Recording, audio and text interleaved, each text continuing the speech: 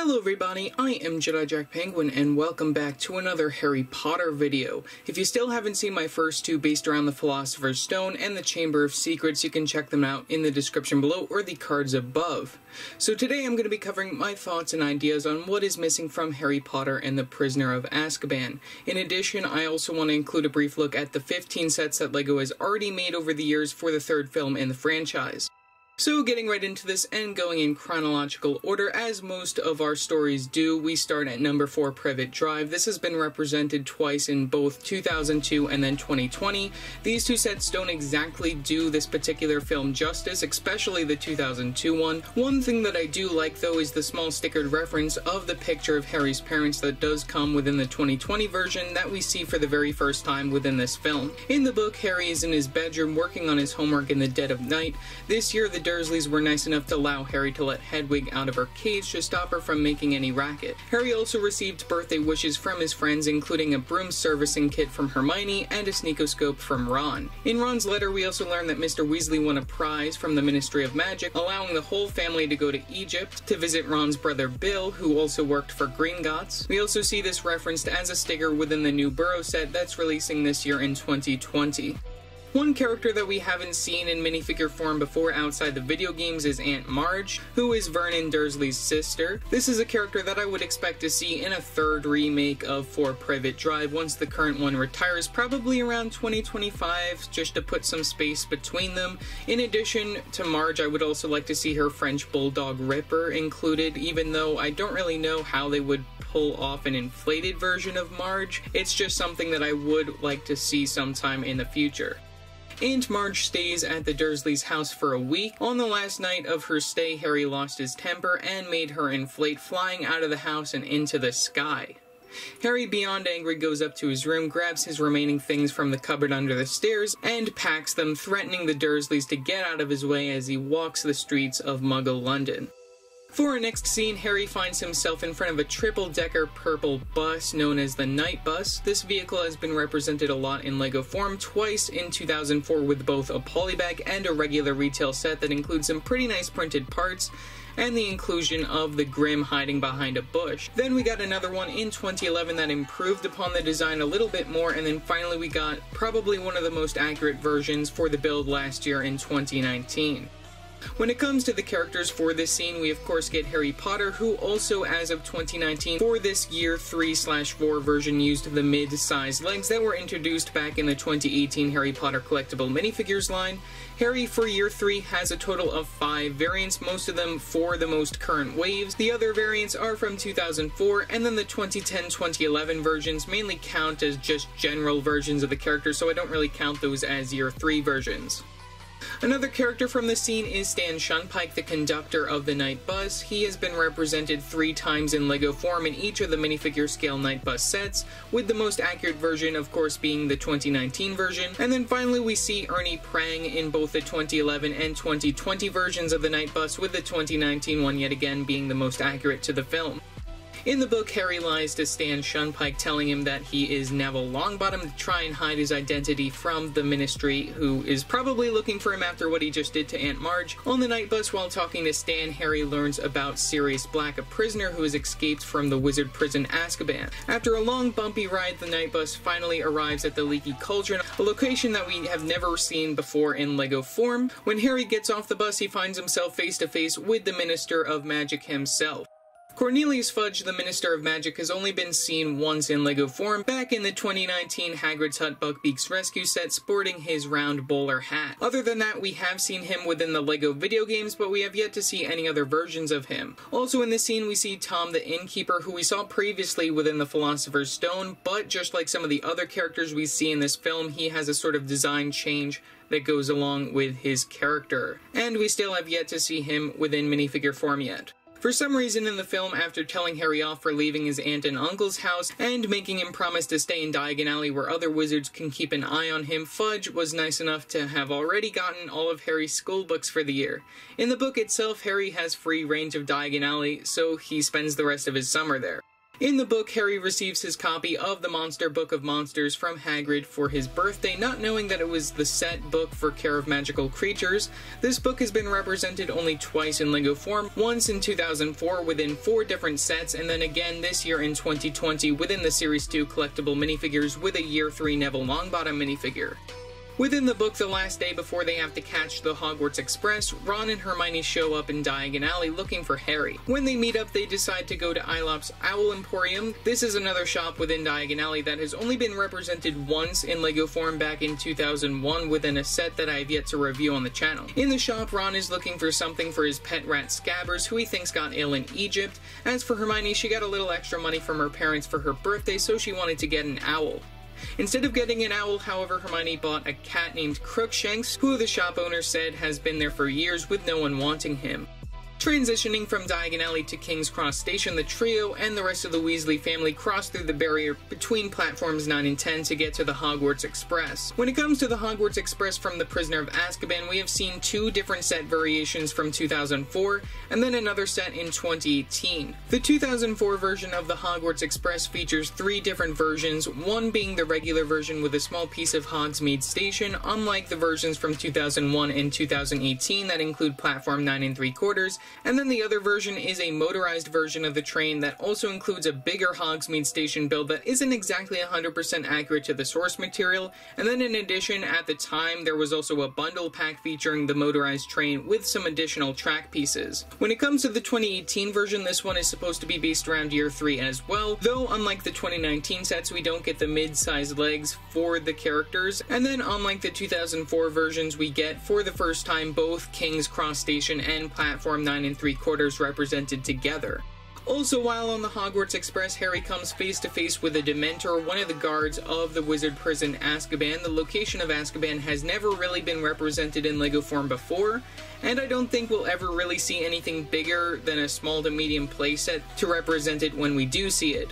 The Dementors have been represented in LEGO form a few times over the years, first in 2004 and then again in 2010-2011, and then just recently in the 2018-2019 sets where they switched to having a more minifigure style body. The Dementors, while on the train, were searching for Sirius Black. They checked every compartment, including the one that the trio occupied, with one Professor R.J. Lupin. Harry, having tragedies from his past that the others did not, was more affected by the Dementors. After one Dementor got close enough to Harry that he was close to danger, Lupin woke up and performed a spell that drove it away and gave out some chocolate. When they finally arrived at Hogwarts, Harry and Hermione were called to meet with Professor McGonagall, who also brought along Madame Pomfrey to make sure that Harry was alright. In addition, Professor McGonagall wanted to give something to Hermione that we'll talk more about later. Also, in the beginning of the film, we see the Hogwarts chorus singing their song with their giant toads as they're directed by Professor Flitwick, who seems to have found the Fountain of Youth since the first 2 films, and also note that this version is the one that we see most often, with 3 variants from 2010 and then 2018/2019. In addition, after the passing of Richard Harris, Dumbledore is now played by Michael Gambon, who also gives the character a little bit more style, and before he sends everyone off to bed, he announces that none other than Rubeus Hagrid will be taking over the post of Care of Magical Creatures classes, and after the feast, the trio go to congratulate Hagrid, then make their way to the portrait of the Fat Lady that we've only ever seen back in 2001, and I believe deserves an update, at least in my opinion, as they enter the common room to get to their dormitories. The following day, classes begin, and we start with the very first class, Divination, taught by Professor Sybill Trelawney. Professor Trelawney has only been represented twice in minifigure form, both inside the 2004 Hogwarts Clock Tower set and the 2018 Series 1 collectible minifigures. This lesson is devoted to reading the tea leaves. In the book, this class features Professor Trelawney's monologue, where she starts off with talking about what she hopes to do within the class while predicting some future events, some of which will become true. Also in the book, Neville breaks his cup a few times, and Harry's cup gets read by Professor Trelawney, where she exclaims that Harry has the Grim. After this class in the book, all the Gryffindors leave to go to Transfiguration with Professor McGonagall, who is conveniently teaching the class about Animagus, which we'll talk more about later, which is the ability for people to transform into animals. Professor McGonagall herself can transform into a tabby cat, and in order to become an Animagus, you have to register with the Ministry of Magic. After lunch, the trio made their way down to Hagrid's hut for their first Care of Magical Creatures class. When it comes to Rubeus Hagrid, we have seen 5 different versions of him, though I do want to note that it looks like LEGO is willing to do new recolors and prints for his character, considering the Yule Ball variant that we got last year in 2019. So one hope that I do have is for LEGO to eventually make a small playset based around his first class. It should include minifigures of Hagrid with his outfit that he's wearing currently for this particular class, as well as minifigures of Harry, Ron, Hermione, and Draco. I would expect these versions of the students to all have the mid-sized legs for year 3, along with Ron and Draco probably having their white undershirts on. In addition, to complete the set, we would have to of course include Buckbeak with a few tree builds to help grow our Forbidden Forest. Buckbeak the Hippogriff has been represented 3 times in LEGO form, once in 2004 in a set that's representing this particular scene, as well as another set that is representing something we'll talk more about later. Then again, we did get him in 2017 as a brick-built creature for LEGO Dimensions, and then most recently within the 2019 Hagrid's Hut set. That is probably one of my favorites within my collection. The events of Hagrid's first class were both exciting and horrible. Harry, one who would do anything for Hagrid, volunteered to approach the Hippogriff. After a successful bow, a pat on the beak, Hagrid thought it would be a good idea for Harry to take a ride. After Harry got back to the ground, then enter Malfoy, who wasn't listening to Hagrid at all, and serves him right. Buckbeak slashes his arm open, and Hagrid runs him up to the hospital wing. Draco, after these events, fakes his arm being injured forever in the hopes to get Buckbeak killed and Hagrid fired. The trio confronts Hagrid that night, but he ends up walking them back up to the school since no one's allowed to be out after dark considering the current circumstances. The following day, the trio has their first defense against the Dark Arts class with Professor Lupin. In the book, Lupin takes the class to the teacher's staff room to fight the Boggart, but in the film we do it in the regular classroom. This particular scene is also represented by a set released in 2004 that also brought us our first ever Neville Longbottom minifigure. This set is supposed to represent the defense against the Dark Arts classroom along with the wardrobe, where you can pretend to have Neville put Boggart Snape into his grandmother's clothes. You can also recreate this scene without the wardrobe if you own the Hogwarts Express from 2018 with Lupin, as well as the 2018 Bricktober pack that brought us a more updated Boggart Snape minifigure, as well as the Year 3 Neville Longbottom that we'll eventually be getting within the Series 2 collectible minifigures. Time moves forward, and it's time for the first trip of the year to Hogsmeade on Halloween. Sadly, Harry, not having got his form signed, was unable to go even if Sirius Black wasn't on the loose. Harry, instead of going to go work on homework, finds himself within the book talking to Lupin in his office, where he shows Harry a Grindylow that he got for a future lesson. After a while, Snape comes into Lupin's office with a potion that Lupin says is for his health before drinking it. That same night on Halloween, after the feast ended, the Gryffindors find themselves unable to get into their common room because the Fat Lady is gone. Dumbledore and Filch come to investigate, but in the book, we hear from Peeves saying that the Fat Lady was attacked by one Sirius Black. With this, Dumbledore sends all the Gryffindors to sleep within the Great Hall, along with all the other houses, while the teachers search the castle under lockdown. Time continues to move as one day Professor Snape is seen taking defense against the Dark Arts class. Snape, saying that Lupin was ill, ignored Hermione's telling of where they were up to according to the book, but instead turn to page 394, where Snape begins to lecture about werewolves, and even sets them homework saying that they are all behind. The following day brought the weekend and the first Quidditch match of the season. With Malfoy still faking his arm to be too broken, the match was Gryffindor versus Hufflepuff. Unlike regular sports, a storm full of heavy rain won't cancel a Quidditch match. The seeker for Hufflepuff was Cedric Diggory, who we've seen in minifigure form back in the 2018-2019 weave, but we'll talk more about him within my next video. Cedric within the book ends up catching the snitch, not knowing that Harry was knocked out by the Dementors that shouldn't have been there. Dumbledore then performed a spell to save Harry from falling to his death. A while later, Harry wakes up in the hospital wing. Harry then finds out that they lost the match, and that after he fell, his one-of-a-kind broomstick that he got in his first year, his Nimbus 2000, got destroyed by the whomping Willow. These events cause Harry to confront Lupin once he's feeling better about learning to repel the Dementors so then they won't affect another Quidditch match. Lupin then said that he will teach Harry how to defeat the Dementors, but it will have to wait until after Christmas. Christmas break is almost upon us, and it's time for another Hogsmeade trip.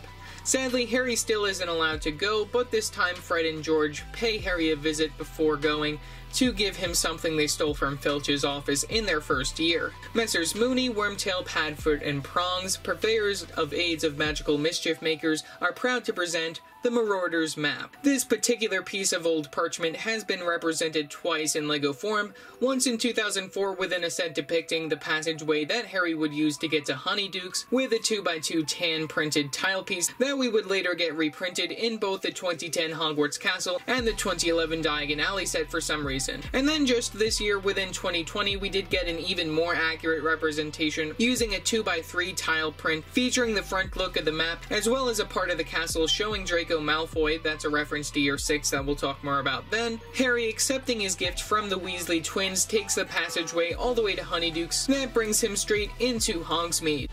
The village of Hogsmeade has never been represented in LEGO form outside the video games. Well, we did get a small part of Honeydukes within the 2004 Shrieking Shack set, but I don't really think that counts, since I believe LEGO could expand upon that. There was a rumor a while back that the gift with purchase to go alongside this year's direct-to-consumer will be a microscale Hogsmeade to go along with the microscale Diagon Alley that we got back in 2018, but like I said, that's just a rumor that I heard. And also, speaking of direct-to-consumers, I might as well add that it is likely after Diagon Alley that the next minifigure scale direct-to-consumer for Harry Potter should be Hogsmeade, so hopefully that is the case. In the movie, the scenes of Harry, Ron, and Hermione at Hogsmeade are slightly mixed, involving the second time that Harry and Ron go together to Hogsmeade within the book. Harry, after leaving Honeydukes, goes to find Ron and Hermione, unlike in the book where they're already at the sweet shop looking for Harry's Christmas present.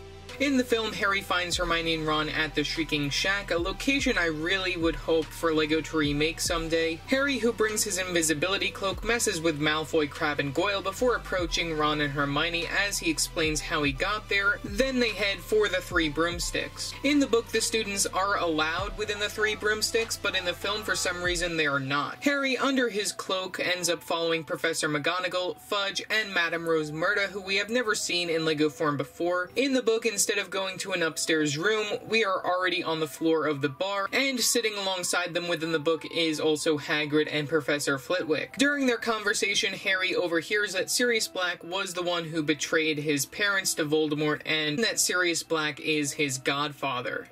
In the movie, we skip over Harry receiving his firebolt as a Christmas present, but see him get it in the end of the film for some reason. Hermione tells Professor McGonagall about it, and she takes it away, as there was no note as to who gave this present to Harry, and Professor McGonagall wanted to get it checked just in case it was sent to kill him by Sirius Black.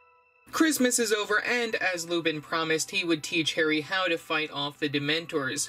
In the film, it looks like the scene takes place within the Astronomy Tower, but within the book, it takes place within the History of Magic classroom. The spell that Lupin is going to teach Harry is the Patronus Charm. In order for this charm to work, you need to focus on a powerful, very happy memory. Harry originally thinks about the first time that he flew on a broomstick, but that doesn't work. He then thinks about when Hagrid told him he was a wizard and that he was going to be leaving the Dursleys to go to Hogwarts. This time the spell worked, and in the books Harry had these lessons once a week and eventually got the hang of the spell.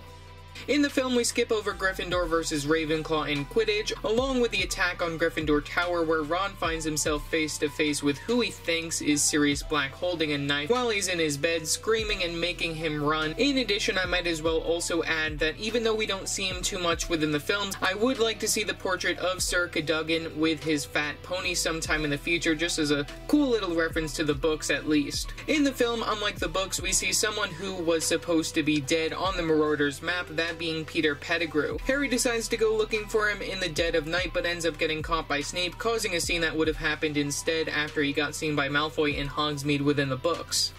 Time moves forward again, and we are closer to Easter, and Professor Trelawney is teaching the class about crystal balls, saying that the Fates have informed her that they will be on their final exam. Also during this class, one of Trelawney's predictions from the very first class comes true. Around Easter, one of our number will leave us forever. Hermione leaves the class, also in the film knocking over a crystal ball to the floor and down the stairs. After the class within the film, Harry returns the crystal ball to Professor Trelawney, who, not knowing it, created a new prophecy saying that the servant of Lord Voldemort will set out tonight to rejoin his master and bring back the Dark Lord. This particular scene didn't happen in the books until Harry had his final exam within this class. In the book, as exams are starting to wrap up, it is time for the appeal to happen for Buckbeak the Hippogriff. But knowing Lucius Malfoy's behind it, there really isn't too much luck. In the film, one of my favorite scenes included is Hermione going up to Malfoy and punching him in the face. Serves you right for messing with Hagrid. This particular scene happens within the books earlier though. The trio does go to visit Hagrid. This particular scene is best represented by the 2019 Hagrid's Hut Buckbeak's Rescue set, including the most accurate Hagrid's Hut to date, as well as the characters that are accurate to the scene. For the first time in this set, we get both the Minister of Magic Cornelius Fudge, as well as Walden McNair the Executioner, who will later rejoin Voldemort as a Death Eater. When it comes to Ron and Hermione, we have gotten a total of 3 variants for Ron and 4 for Hermione, who also features something that we'll talk more about later. At Hagrid's Hut, Hagrid seems to have found Scabbers and gives them back to Ron. After a while though, Dumbledore and Fudge are making their way up with the Executioner to Hagrid's hut. So Hagrid makes the trio exit out the back door and hide behind the bushes in the pumpkin patch. The trio escapes further up closer to the bridge back to school, but after they hear a swing and a thud of an axe, Scabbers bites Ron, who drops him, and they go running off to catch him. Ron finally gets a hold of Scabbers when Harry and Hermione realize that they have ran straight into the whomping Willow. This tree has only been represented once in LEGO form back in 2018 if you don't count the microscale version. The regular version isn't my favorite build, but does feature the passageway that would lead you to the Shrieking Shack. Along with the tree, after many misses, we finally see the Grim, who instead of going for Harry, drags Ron and Scabbers off under the tree. In the book, Harry and Hermione then try to get into the passage till Crookshanks hits the knot that freezes the tree, allowing them safe entryway. The Shrieking Shack has only been represented once in LEGO form back in the year 2004. This had also included a small build for Honeyduke's Sweet Shop, as well as a transformation chamber. The interior of the 2004 set is a little lackluster, but the minifigure selection definitely makes up for it. When it comes to a future remake for this location, I wouldn't mind them going all out with a $100 to $120 price range to get the interior done right, as well as a new build for the Whomping Willow and minifigures of Harry, Ron, Hermione, Snape, as well as Sirius, Peter, and Lupin with their alternate forms. In the Shrieking Shack, we find out that Sirius Black is the Grim that Harry has been seeing everywhere. After a while of talking, Lupin shows up and declares himself as Sirius's friend, explaining that Sirius did not betray Harry's mother and father. But before any more explanation could happen, Snape appears, disarming Lupin and preparing to take them out to the castle to see the Dementors. Harry, acting not thinking, disarms Snape, knocking him out across the room and forcing Lupin and Sirius to explain the story of how James, Sirius, and Peter all became illegal animagus. Lupin also explains, as Hermione noted earlier, about his being a werewolf. After convincing Harry, they decide to give him some proof by turning Ron's rat Scabbers into Peter Pettigrew. The characters of the Marauders include Sirius Black, or Padfoot, who has only been represented in minifigure form twice, both in 2004 and then recently within 2019. He also appeared within a few other sets as a sticker, but that was mainly just for the fireplace scenes that we'll talk more about in the next video. Remus Lupin, or Moony, has been seen 4 times in minifigure form, 2 times in 2004, both his regular self and his werewolf version, and then again in 2011, and then most recently within 2018. As for Peter Pettigrew, or Wormtail, we have seen 3 variants for him, and I believe if we do get a Shrieking Shack remake within the future, it will bring us our best version of him yet. After everything is cleared up and Harry, Ron, and Hermione are convinced that Sirius is innocent and that Wormtail betrayed Lily and James, they go back up through the passage of the Whomping Willow and start heading for the castle before seeing that Lupin forgot to take his potion, which Snape conveniently brought with him, but they didn't take for some reason, and Lupin began transforming into a werewolf. With this, Wormtail escapes, transforming back into a rat. Sirius then transformed back into his dog form to protect the trio from Lupin, who was now a fully fledged werewolf. Snape also at this point wakes up and tries to protect the trio, but after Sirius and Lupin run further into the forest, Harry runs after them wanting to help. The next scene within the film is best represented by another recent set from 2019 called Expecto Patronum. The set features Harry protecting Sirius from the 2 Dementors. In addition, for the price, this was a great way to army build the newer Dementors. One other thing that we see from the set for the very first time is Harry's stag Patronus, using a new beautiful sparkly translucent blue mold that at this time, with it on the other side of the lake, Harry thought it was his father.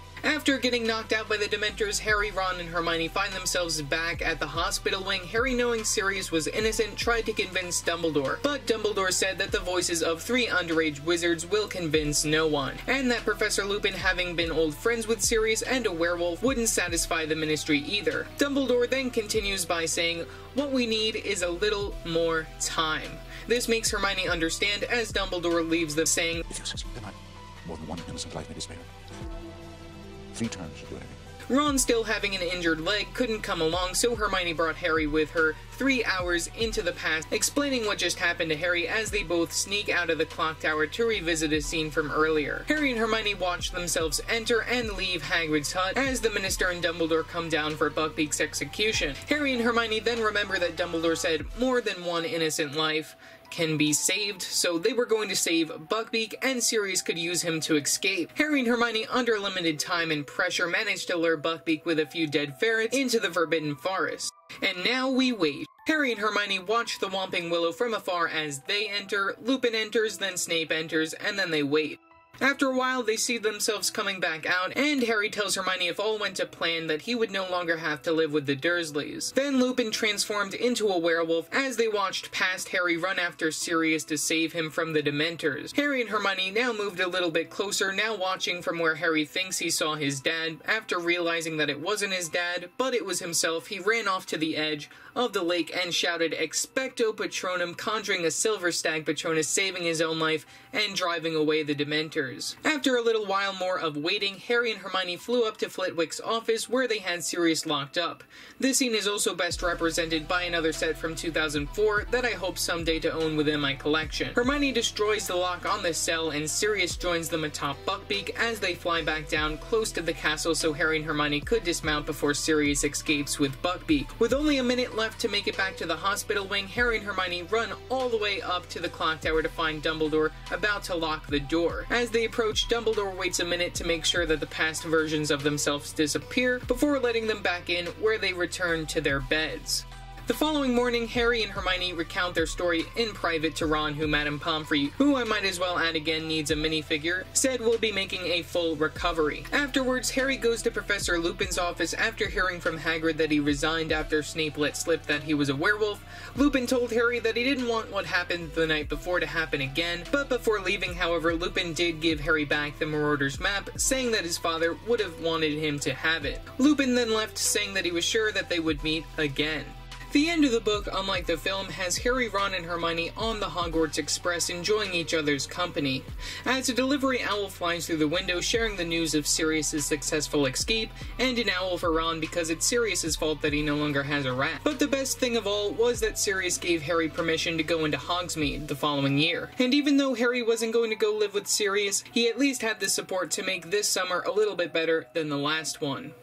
I hope you all enjoyed this video. Personally, Prisoner of Azkaban is one of my favorites in the series. If you know anyone who should do good with a little bit more Harry Potter knowledge, send them my way. I plan on doing a video like this for the entire story. As always, if you feel like there's anything missing or just want to shout your opinion, feel free to do so in the comment section below.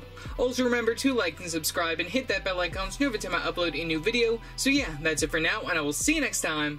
Bye!